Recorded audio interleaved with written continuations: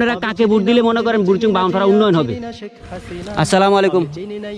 আটে আটে আইসা বললাম নগর, এই নগরদলা, এটা নগরদলা ফাইল এলাম শহীদ ভাইরে বাইরে জিজ্ঞেছিলাম ভাই সামনে তো ইলেকশন আইতেছে, সামনে কারে ভোট দিলে বুড়িচং বাউনপাড়া উন্নয়ন হবে, কি মনে করেন কাকে ভোট দিলে হবে?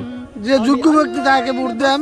তো আরেকটা বিষয় ভাই, একজন এমপির কাজ হলো আইন প্রণয়ন করা। শিক্ষিত না হয় তাহলে বর্তমানে তারা কি আইন প্রণয়ন করতে পারবে? না। দল বল নির্বিশেষে যদি আমরা শিক্ষিত মানুষকে ভোট দিয়ে জয়যুক্ত করতে পারি তাহলে গ্রামে বৈষম্য থাকবে না। আর আপনারা যদি দলের কোন দলকে ভালোবাসে যদি দলের প্রতীক দেখে ভোট দেন তাহলে বৈষম্য তৈরি হবে।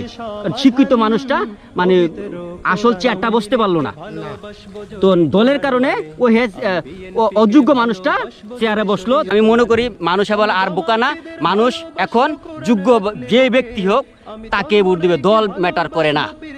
কি কন ভাই? দল ম্যাটার করে না, যার ভিতরে এলেম থাকবে, দিনের শিক্ষা থাকবে তাকে ভোট দেওয়া হবে। ওই আমার মামা ভাইলেছি মামারে,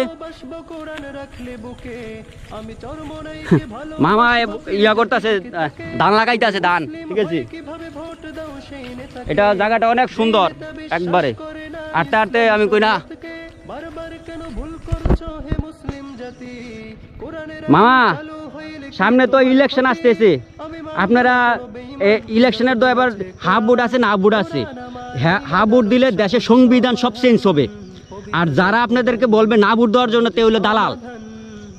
আপনারা কাকে ভোট দিলে মনে করেন বুড়িচং বাউনপাড়া উন্নয়ন হবে? শিক্ষিত লোক, ভালো লোক যে শিক্ষা আর কি আমরা নির্বাচিত করব। জি জি, আগে আমরা তো সাধারণ একজন ভোটার, ভোটার হিসাবে আমি মনে করি যে যোগ্য ব্যক্তি একটা এমপির কাজ হলো আইন প্রণয়ন করা। অশিক্ষিত মানুষকে আইন প্রণয়ন করতে পারবে না। এই জন্য আমরা সবসময় শিক্ষিত মানুষটা যেই দলের হোক সে আমাদের দেশের যে কাজ করবে তাকে আমরা ভোট দিয়ে নির্বাচিত করবো ইনশাল্লাহ। জি জি, আমরা সবাই এখন একই কথা, যে যোগ্য ব্যক্তি তাকে আমরা ভোট দেব এবং সামনে এমপি হিসাবে নির্বাচিত করব। তো ভালো থাকবেন, সুস্থ থাকবেন, আল্লাহ হাফেজ।